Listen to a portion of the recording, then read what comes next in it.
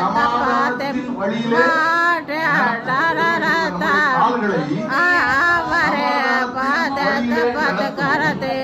இரக்கத்தினாலே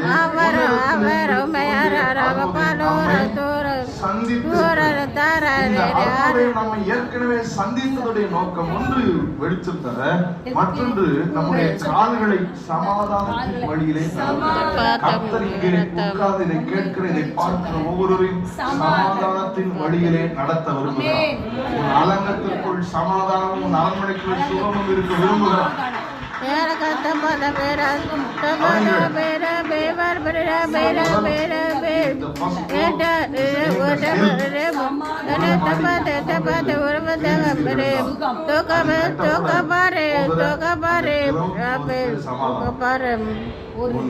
அலங்கத்திற்குள் சமாதானமும் சமாதானம் ground floor கட்டப்பட்டிருந்தால் அந்த சமாதானத்திற்கு மேல சுகமும் இருக்கும்.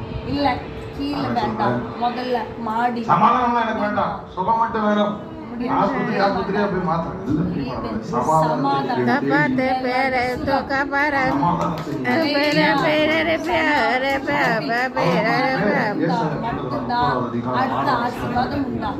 நமக்கு ஒரு பாலகன் பிறந்தார், நமக்கு ஒரு குமாரன்